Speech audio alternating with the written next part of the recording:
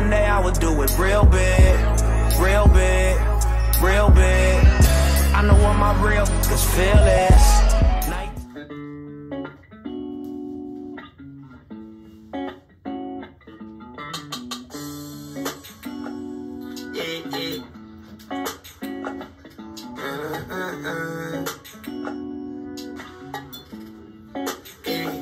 Too many sad situations. I'll take hard medication. When you in the front, it's so many you gotta wait on. I could control none of the game they had played on me. Yeah. Think about it, babe, we pray we never suffocate. Only time she see a ring if she meet the undertaker. They hate to see you going up, they wanna kiss your elevator. You nowhere on the scene, the police still investigating. So like I know your ass since day one. Suck on. Welcome to another episode of the CourtSide TakeOver podcast. There's no guest this week. It's just me and you. It's feeling kind of different. I'm not talking to nobody. I guess that would they consider this vlogging, whatever they call it.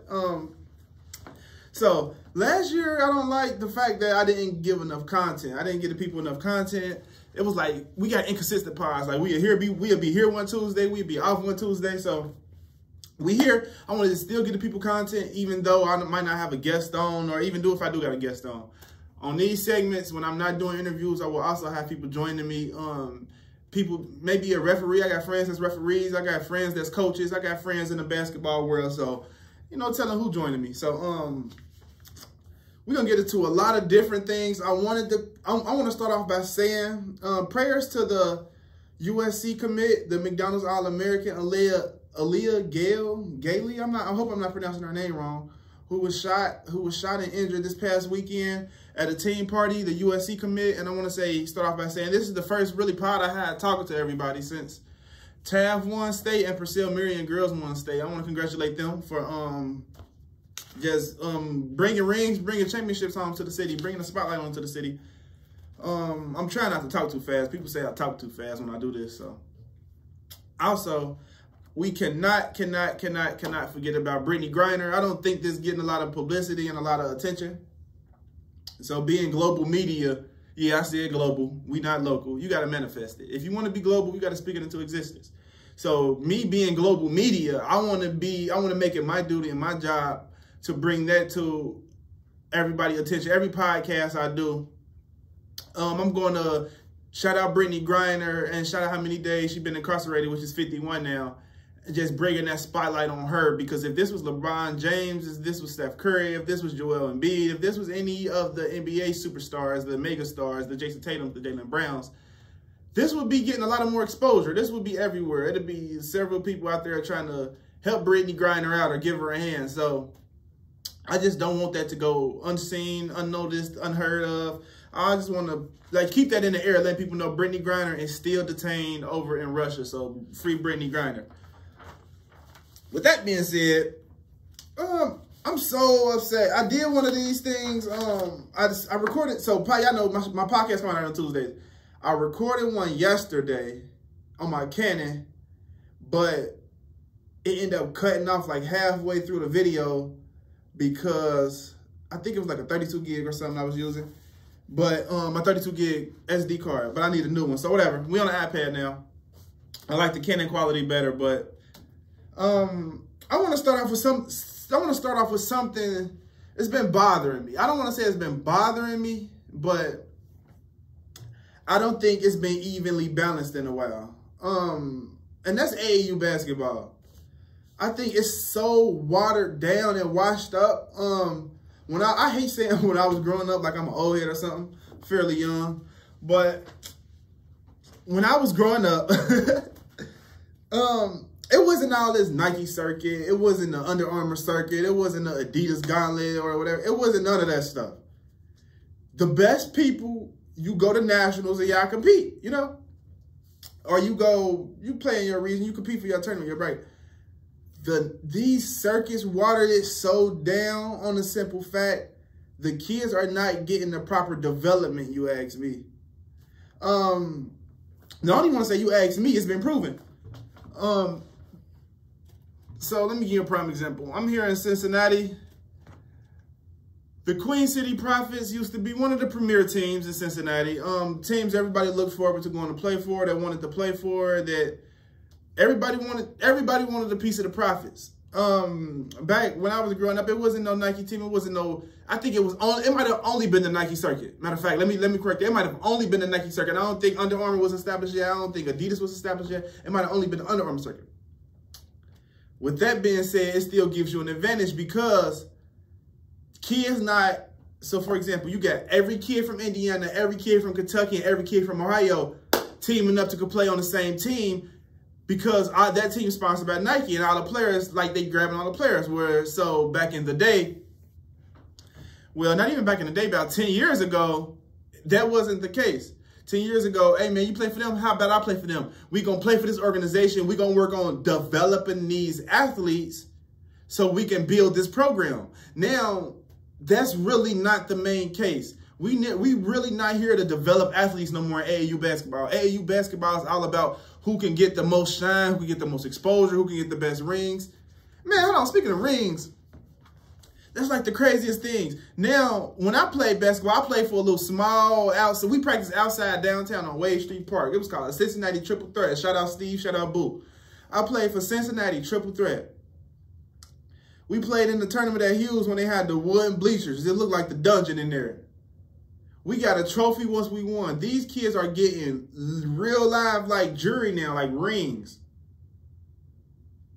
What in the world? So that's just like, I think it's super duper watered down. For one, the kids are not getting developed.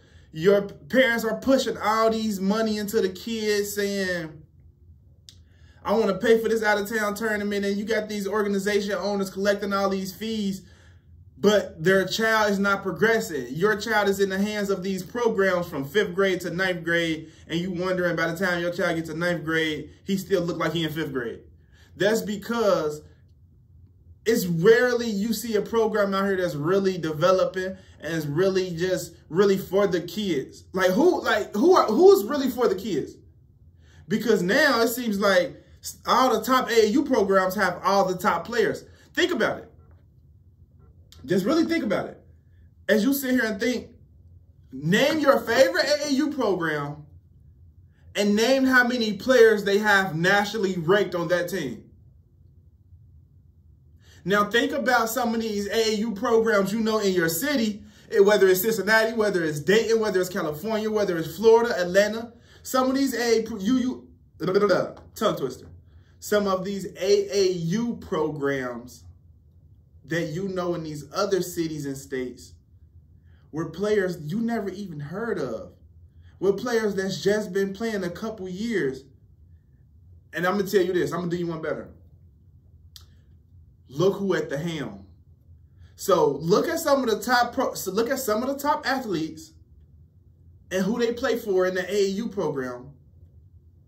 Look at what they wearing. Look at who coaching them. Look at the exposure they get.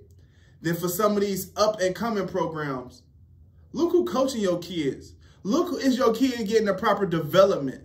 Look and see, is your kid having fun? Because most kids nowadays just want to, I just want to go hoop. I just want to go hoop. But are you getting better? So just think about that. Think about that. Next program, next AAU program you're a part of, you think about sending your child to, it's just super duper watered down because there's really no development going on. Everybody want to take the money and play games and enter tournaments. That's not the point. The point of AAU is not playing games and entering tournaments and collecting money. The point of AAU is developing your child and getting them the proper exposure they deserve. Speaking of exposure they deserve, it seems like the NCAA getting a whole lot of exposure with the transfer portal. The transfer portal is so interesting. I've been getting a lot of people saying, man, talk about the transfer portal. Talk about the transfer portal. Talk about the transfer portal. I don't think it's broken down into the proper context. And with that, I mean, the transfer portal, hold on, let me see if I could. Oh yeah, we'll get to that later, whatever. But the transfer portal is very interesting and it could be damaging for, especially high school seniors. So let me see, if y'all notice something, it was a wave of I'm just doing basketball specifically. The transfer portal is affected in football and basketball and multiple sports, but we're gonna focus on basketball. Do y'all notice just here in the Cincinnati, Ohio, Dayton, Northern Kentucky area, it was a slew of players that committed to high school in around like that fall wave, like when school first started. Maybe that fall, I say dipping into winter kind of wave when school first started. Y'all notice that? A lot of people was committing around then. Then it died down. That's because college coaches really not giving out scholarships during school like they used to. They might come see you unless you're really, really, really good. They might come see you. They might pull up on you. They really, really not offering. So the second slew, you're going to see another slew of scholarships offers around this time we got going on. You're going to see it around like March, around April, maybe creeping into May a little bit. Now, that didn't used to be that way. You used to can offer kids, they call it a probation period. The probation period used to be extended throughout the summer. But what the transfer portal has did was, now, for example, if I'm a kid at UC and I want to go transfer to Kentucky because I don't like the way Wes Miller is playing me, boom, I play like that.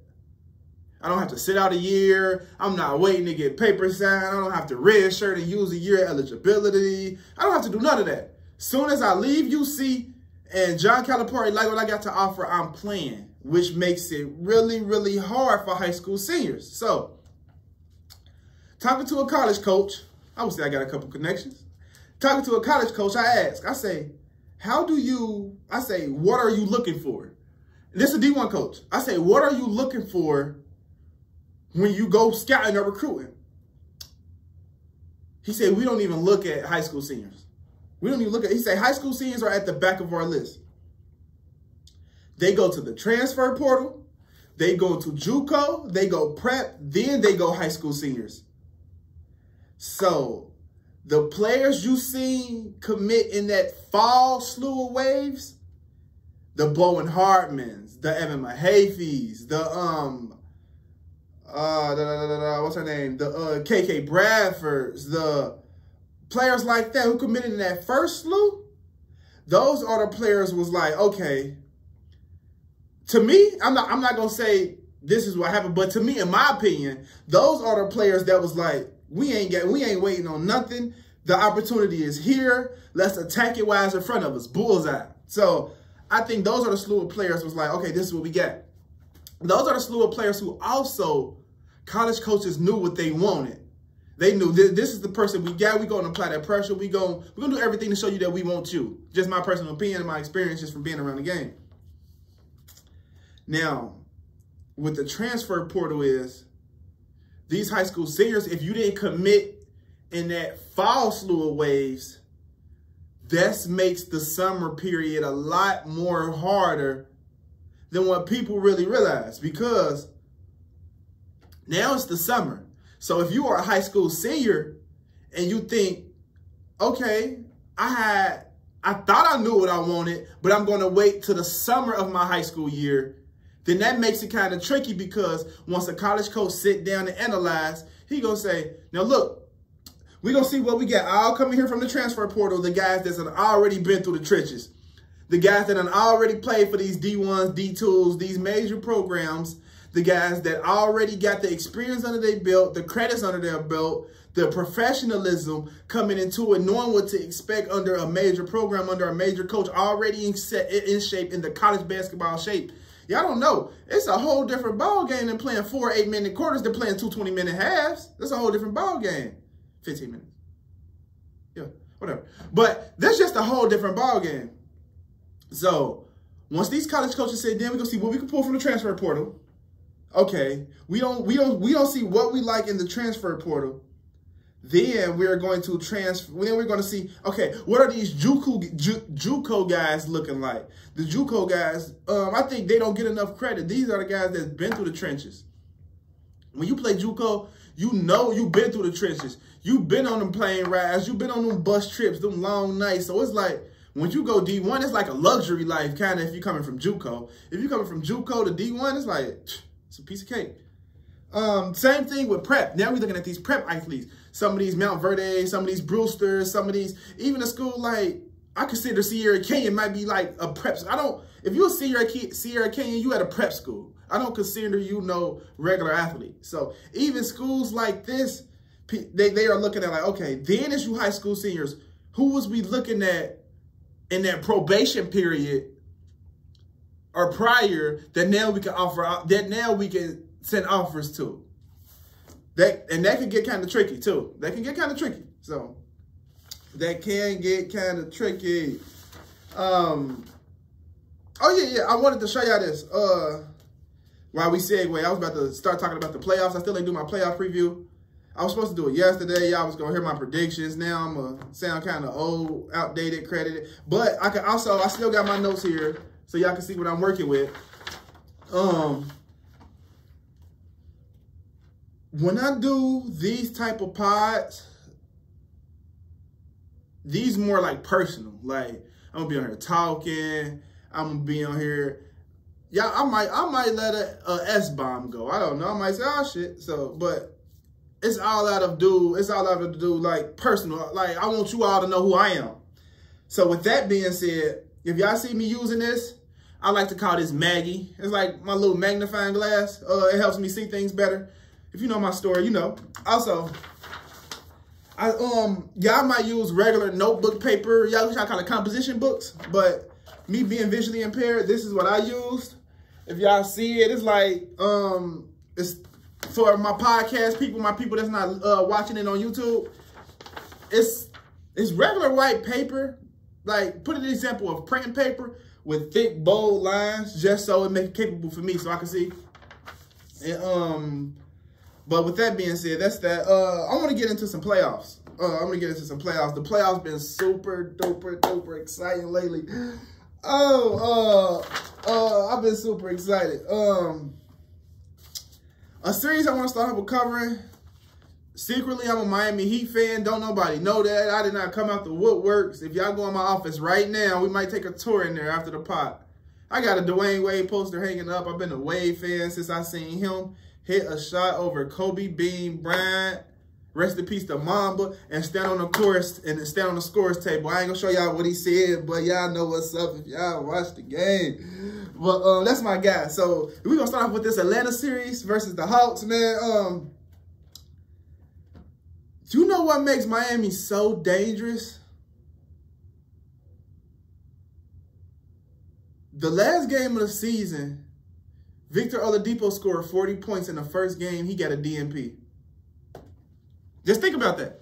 They got somebody coming off the bench scoring 40 points who didn't even play in the first playoff game, and they won by 20. Crazy. So, but to be honest, I think, what's the nicest way I can say this? How can I say this without being mean? All right, forget it. Atlanta, go home, please. Like, Atlanta, I understand what y'all tried to do last year. Y'all made a deeper run, more than expected. Go home. I think the injury to John Collins hurted them a lot. John Collins is there, but you know it takes time to ramp up, to get in game shape, to get flowing. That hurted them. Also, Clint Capella going down is bigger than people think. Clint Capella is not... The pick and roll him and Trae Young have and the lob threat he is at the rim is dangerous, because if Clint Capella roll into the rim, you got to guard the rim, which leaves everybody else open. But if you got John Collins playing the 5 and you got, who else they have out there at the backup center? I was like, what in the world? What's the guy name? I can't think of it right now. But, if you got people like that playing the 5, I don't think that can compete with what Miami got to offer. They scrappy. They scrappy. They get after it. They feisty. They can score with the best of them. They had Duncan Robinson coming off the bench and gave you 30. He hit like 6 threes. You got Dwayne Dedman. I really like him. He's super duper underrated. Dwayne Dedman. You got Morris. You got, like I said, Victor Oladipo, who got a DNP. You got Kyle Lowry. You got who's the other guy? They got another guard over there I like. I love Jones Jr. Like Derrick Jones Jr. Airplane mode. Like Miami is loaded. So I'm gonna just go off on a limb. My prediction on that series, I got Atlanta. I mean, I'm lying. I just told them to go home. I got Miami winning the series 4-1. I think Atlanta gonna steal a game back in Atlanta, but I think, yeah, still a game back in Atlanta. You got that Atlanta crowd there. You got everybody emotions going. You at home, so I think Atlanta's definitely gonna still win in Atlanta. But to be honest, I think they ran their course. I think last year it was a long run. Trae Young could only do so much, so I got that series 4-1. I got a series 4-1 favor of Milwaukee. I mean, favor of Milwaukee, favor of Miami. But that segue into my next team, Milwaukee versus Chicago. Going into the series, I was thinking Chicago has no chance. If Lonzo Ball was there, I thought it would have been different. Lonzo Ball can guard multiple positions. He can guard like 1 through 4, maybe 1 through 3. I know you guard 1 through 3 for a fact, but maybe 1 through 4, depending on what team you play and how matchups look, little stuff like that. I see him guard some 4 some nights, trust me. But Chicago changed my mind actually. That first game, I think they found the gem with how to guard Giannis. The way they was guarding Giannis was super duper unique. If y'all, I wish I had a video for this. I want to get some type of like, I don't know how the vloggers be doing it or how the people be doing it, where it's like I can show a play while y'all actually looking at me and watching me and listening to me on the pod, but we're going to figure that out. But the way they guarded Giannis in a small ball lineup, I thought they found the diamond in the rough. They wasn't really using Valanciunas on him, like on Giannis, like I thought they would and should. They end up going why am I so bad with these names now? Tristan Thompson. They had put Tristan Thompson on him, which guard pretty well on the perimeter. They put Tristan Thompson on him, which they found a diamond in the rough for their small ball lineup, which made Milwaukee go with Bobby Portis, who Bobby Portis ain't been playing that good, shooting 38% from the field since the All-Star break. So he ain't been playing that good when he normally shoot over 50 from the three-point, from the field, I'm sorry. He normally shoot over like 40. He normally shoot over 47%. If I'm pausing, if you're listening to this on a podcast and I'm pausing, it's because I'm referring to my notes. But he normally shoot over like 48% from the field within 2-point range. So Bobby Portis hasn't been playing that good. So I think Chicago found the diamond in the rough. And something else about Milwaukee, what scares me to death, they always lose first games. So they always lose first game just because it's like a fill-out game. They want to see how the team playing. They want to see how they can fill them out. Just like little things of that sort. So, with that being said, I got Milwaukee wrapping up the series 4-2.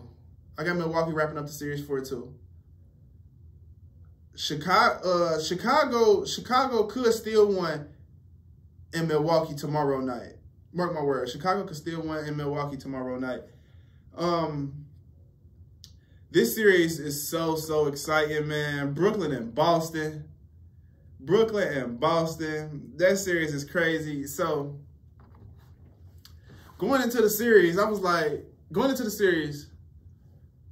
I was so confused. Everybody said Brooklyn. Right? But I'm thinking defense. Well, everybody say that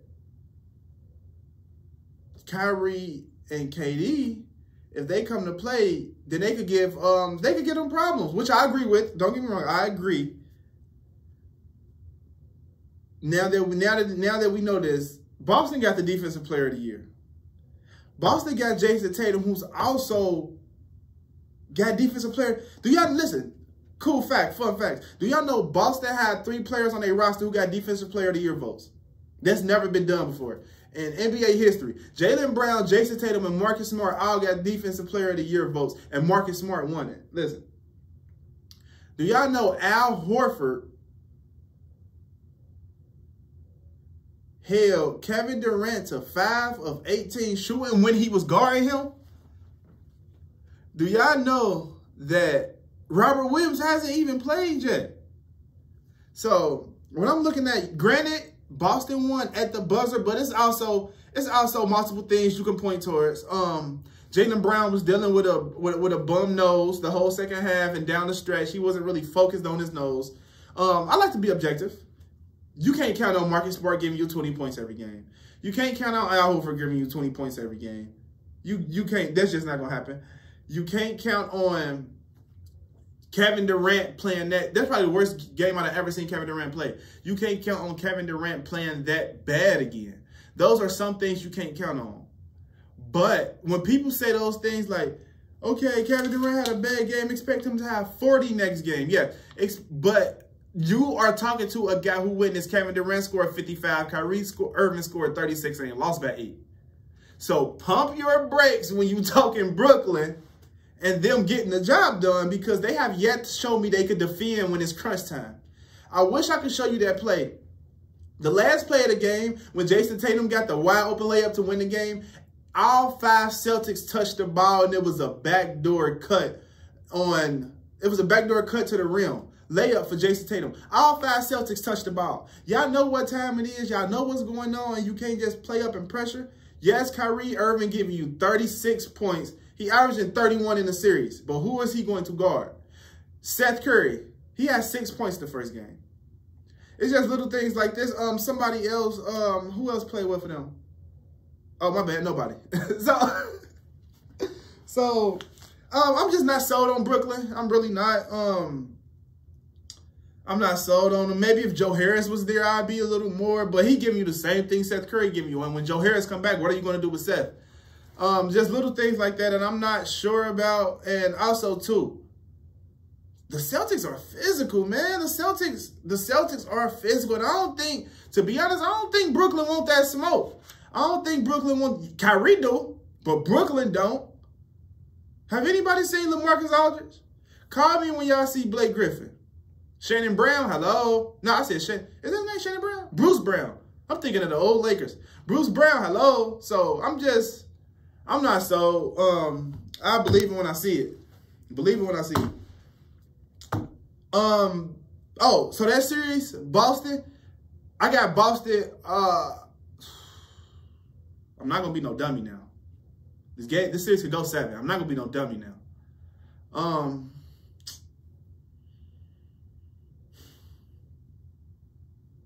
Because all this on record. So I don't want to make a decision. that I'm going to take back. Because all this is on record. I really want to take Boston in 6.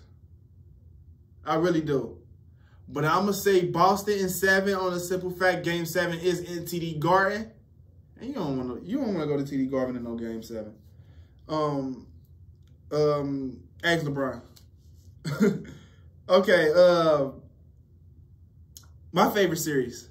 Philly. I don't say my favorite series. My favorite series was Boston and Brooklyn, but Philly versus Toronto. Y'all should have heard what I had to say yesterday. Oh my God. Man, I was on here going crazy. Because y'all really had the audacity, the unmitigated gall in my Stephen A. Man, y'all really thought OG Anunoby, Scotty Barnes, Pascal Siakam, Fred VanVleet, and Gary Trent Jr. had a chance with Doc Rivers in Philly. I think Philly handpicked her. I don't want to say Philly handpicked Toronto, but Philly looked at Toronto and said, "Oh, we good." Everybody was talking about, well, they might go on the road. You missing Matisse Thybulle. Listen here, Doc Rivers. Maybe I do need to slow down when I talk. Doc Rivers does not get enough credit for his coaching. Now, that's crazy because last week I was talking to somebody and I was like, everybody on that 2008 Boston Celtics team is countering off of that championship. They living off of that championship 13 years later. Y'all don't believe me? Listen to it. Doc Rivers still coaching. Kendrick Perkins on ESPN. They love him. Paul Pierce was on ESPN. He got fired. Kevin Garnett got a podcast. Rondo's still in the league. Did y'all know that? Yeah, believe it or not, Rondo is still playing in the NBA. Everybody Rasheed Wallace got a job. Rasheed Wallace coaching at Memphis. He was on that team. I don't know if he was on the championship team or not. I don't know. But everybody on that Boston Celtics team is countering off of that team. Everybody. Who else was on it? Big Baby Davis on. He in the big three. Like everybody countering off of that team. But I say that to say, knowing that you don't have Matisse Thybulle for road games in Toronto, he just went on ahead and benched him. Matisse Thybulle was a starter. He started, Danny Green started prior in the year, around like a month or so before All-Star break. He put Danny Green on the bench because he was bricking everything he threw up. Then he put in Matisse Thybulle. Changed it incredibly. He knew that you needed a wing defender. Seth Curry at the time was on the team, wasn't providing defense. Tobias Harris is not guarding nobody. Tyrese Maxey, he's just too young. He could give you a bucket, but he's really not one of the best defenders. He could defend, not one of the best. So he inserted Matisse Thybulle into the starting lineup and everything changed. But with him not playing in Toronto, what Doc Rivers did was put Matisse Thybulle in the bench and limited his minutes. He only played 18 minutes the first game. Granted, it was a blowout. Second game, yes, last night, I think he only played right on the same amount, between 18 and 23. Just because you getting ready, you preparing for that. It's the playoffs. You preparing for that next game, that next trip, that next. Watch Matisse Thybulle go be back in the starting lineup next round versus Miami. But Doc Rivers, he don't get a lot of credit for that.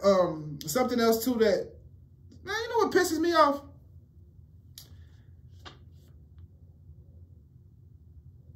Everybody want the old James Harden.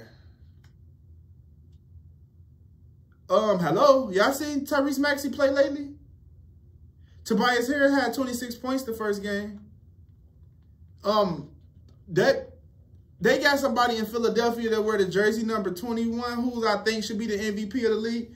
And y'all still want James Harden to give y'all 30 points and 8 assists and 11 rebounds? Come on, man. Like, come on now. Be realistic. Who y'all need to be looking at is Tobias Harris. He the $100 million man. I think that James Harden will be fine, averaging about 24, 25 points a game. What got to be big for James Harden is assists. He got to have popping assists. Like, when you look at the stat sheet every line, something I like to call deeper in the box score. Shout out my brother Jalen Rose. Something I like to call deep. Once you look deeper in the box score, what should be popping out is the assist for James Harden. Because once you got a player like Maxey, once you got a player like, I like Korkmaz. A lot of people don't, I like Korkmaz. I like Shake Milton. Oh my God, I do not like Niang. Like, he should not be in the game. I do not like Niang. Play DeAndre Jordan. Oh my God, I don't like Niang. But once you got players like Korkmaz, Milton, Tobias Harris, Tyrese Maxey, Joel Embiid, James Harden, your job is to facilitate and to get players involved. Listen, I hate analytics. That's the name of this pod. Analytics is overrated. Do y'all know that James Harden is averaging more assists and also points than Ben Simmons was averaging last year? But y'all want more out of James Harden. More out of James Harden. That don't work. That don't work. You can't want Tobias to. I've been hearing a lot of people in the media lately. Yo, where's Tobias? Tobias Harris got to show up. Okay, y'all want him to average 25. James Harden got to show up. Okay, y'all want him to average 30. Joel Embiid got to show up. Y'all expect him to average 30 and 20. Let Shaq tell it. What is Tyrese Maxey going to give us? Y'all want Tyrese Maxey to average at least 15 to 18 points a game. Can Danny Green hit a shot? Y'all want Danny Green to average 10 points. That won't work. I'm missing somebody, but it's just a prime example of me telling y'all James Harden will be best facilitating the ball. Definitely.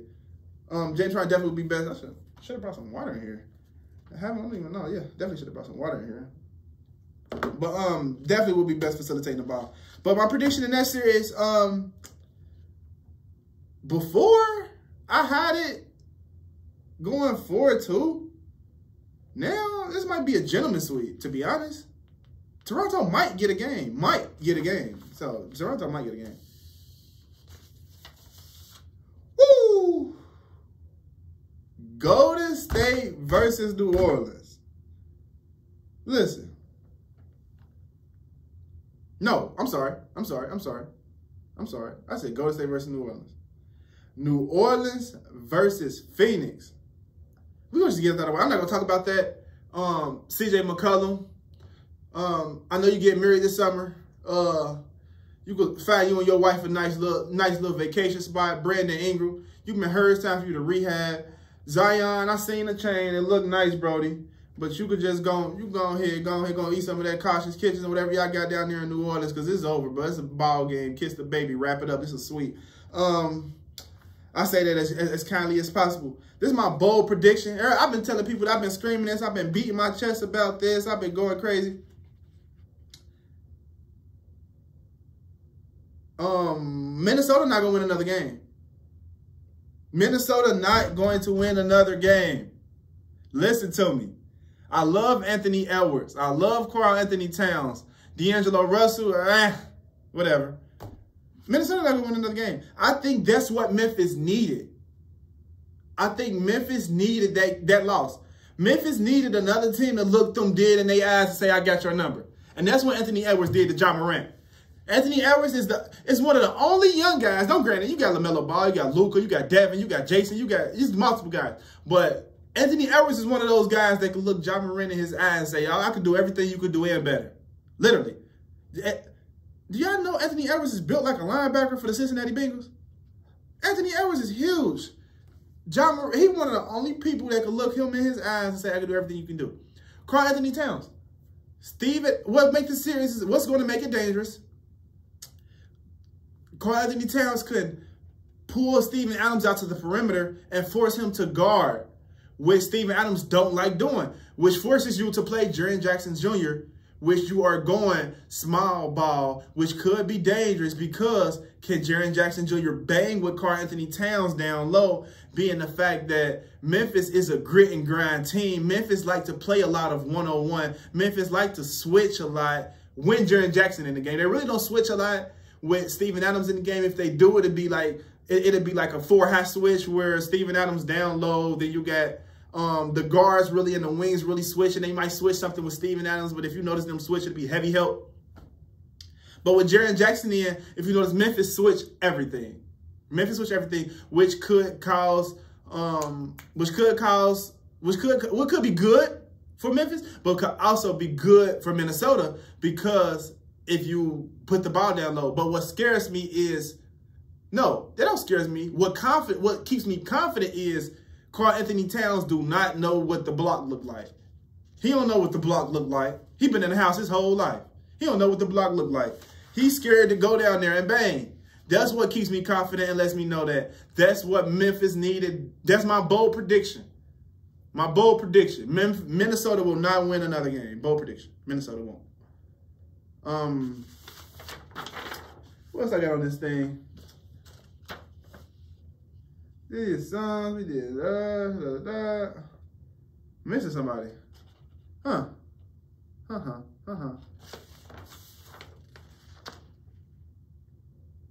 wish he was live. Hold on. Okay. Last but not least. So what I was doing, if y'all not listening to me, if y'all not watching me on YouTube, if you listen to the pod, I was thinking, I thought it was more playoff teams than this. I don't know. Maybe they need to extend the playoffs. Oh, I guess that's what the play-in for. I don't know. Whatever. But look, anyways. I think the Warriors found the diamond in the rough with Jordan Poole. This guy was just playing in the G League. But with Steph going down, this death line, listen, this is amazing. The death lineup scored, the death lineup, I think, scored like 17 points in 2 minutes. I'm sorry, 17 points, 3 minutes and 58 seconds. This death lineup, I think this might be better than the old one with Andre Iguodala, Steph Curry, Kevin Durant. I don't know. No, that wasn't the original. That wasn't the original. Scratch that, scratch that, scratch that. The original death lineup was Harrison Barnes, Steph Curry, Draymond Green, Klay Thompson, and what's the big guy name used to play for them? What's the Bogut? But this death lineup, oh, I wish I could show y'all this play. It was a play they did last night. It's like Jordan, they got Jordan Poole running Steph Curry action and plays. While Steph Curry in the game, it's going to be hard for teams to have answers for this. On a simple fact, who are you guarding? You got Klay Thompson, who could knock down any shot, who moving without the ball. You got Draymond Green, who's like the best non-scorer player we ever seen. Think about that. Draymond Green is the best non-scoring player we've ever seen. I dare somebody to debate me. I dare you. I dare you. Draymond Green won't have a point, but it'll be the reason the team wins. He's the best non-scoring player we've ever seen. And that amazes me. But I think they found the diamond in the rough with this death lineup. I'm not going to go too in-depth about this series because I think this game is over. Because analytics is overrated. Listen, this pisses me off. I hate analytics. Listen, I hate analytics.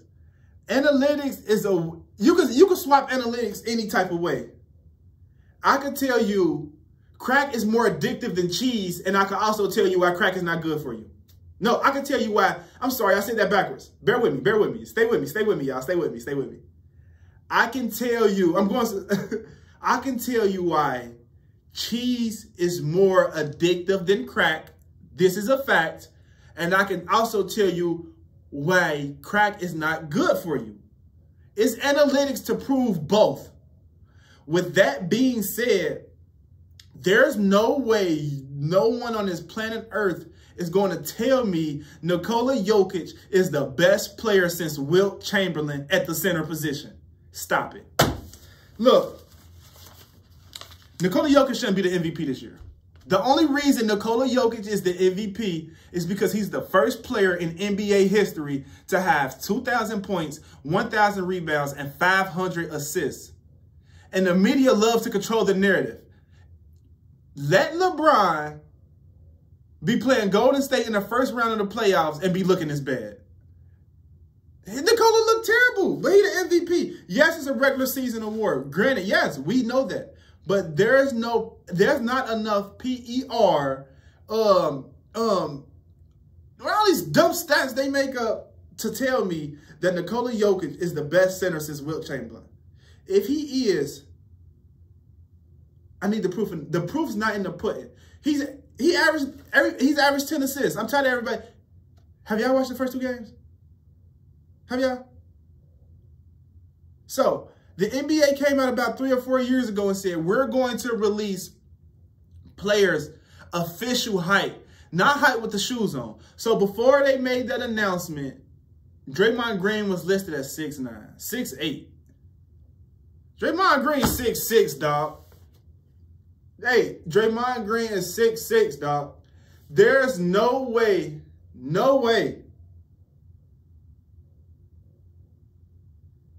MVP of the NBA should be having problems with Draymond Green. Granted, Draymond Green is a 3-time Defensive Player of the Year, and I just told y'all he's the best non-scorer of the basketball. But this is the MVP, right? This is the most valuable player in the NBA, right? That's what y'all said? I highly disagree. I disagree. Joel Embiid is the MVP, and it's not close. But if this the MVP, I bet you Draymond Green will have a problem with Joel Embiid. I bet you Draymond Green will have a problem with Anthony Davis. I bet you Draymond... I don't even want to talk about Anthony Davis. I bet you Draymond Green will have a problem with Shaq. Any other of these big... Come on now. Come on. Come on now. Are y'all serious? Are y'all serious? Something PR overrated. The year before last, Giannis won MVP. Before Giannis, Michael Jordan, everybody loved PER, player efficiency rating. So for you all who don't know what PER means, instead of somebody saying, wow, over the career he averaged 30 points, 15 rebounds, 6 assists, steals, they just group everything up and say PER, player efficiency rate. So Jordan had this mantle for years and years and years. Jordan had this mantle forever. But 2 years ago, Giannis took it. Giannis' PER was the highest ever at 32.0. Y'all telling me Giannis better than Jordan? I mean, hey, all you analytics guys, if y'all telling me Giannis better than Jordan, and when I say analytics guys, y'all telling me Giannis better than Jordan. If y'all give me that, then hey, so be it. I'm an analytics guru, but that's not the case. That's not the case. That's not the case. Another reason I say analytics are overrated. Analytics are overrated.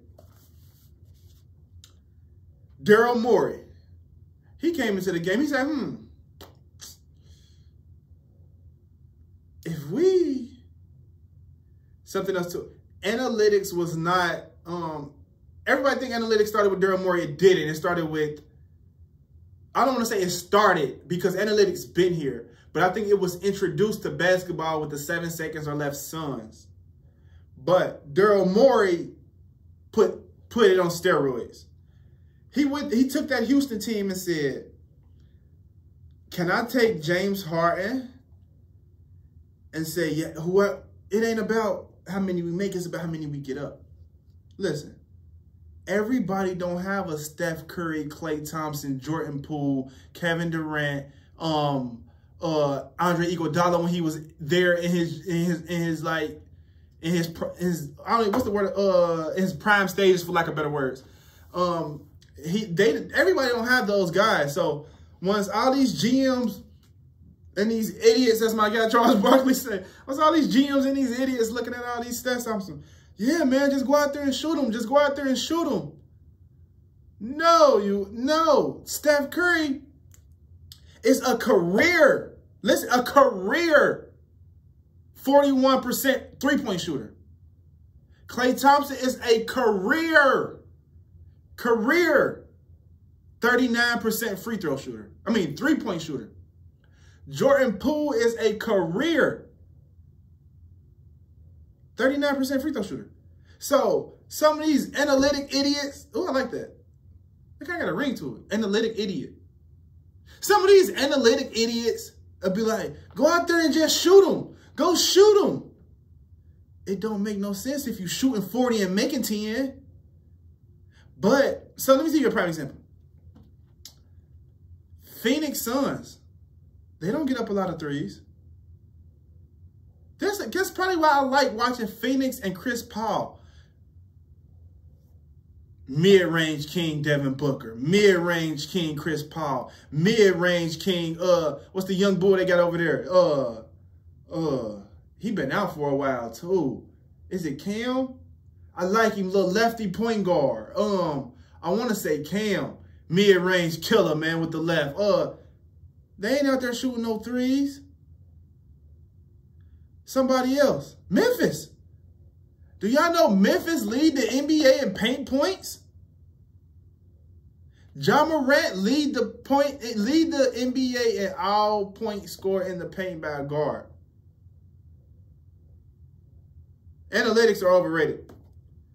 I'm gonna beat this dead horse all summer. I just made up my mind. That's what I'm gonna do. I'm gonna beat this dead horse all summer. I'm gonna get somebody to get on board with me.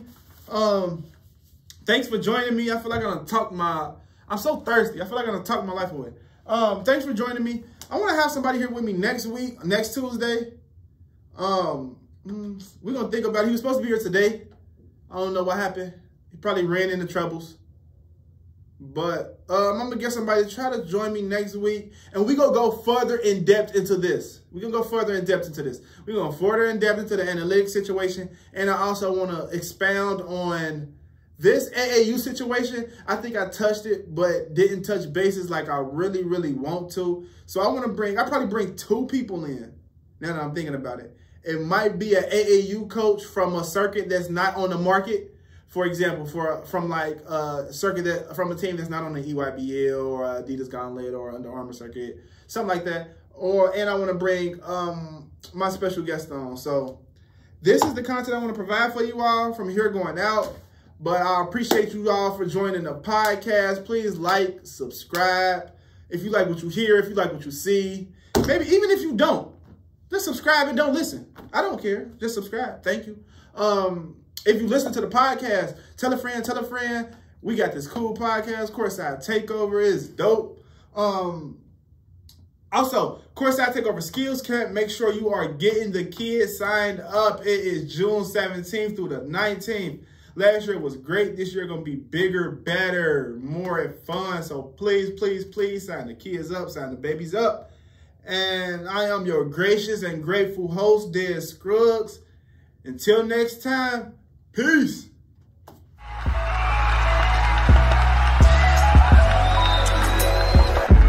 Real big, real big. I know one day I would do it real big, real big, real big. I know what my real, cause feel is night.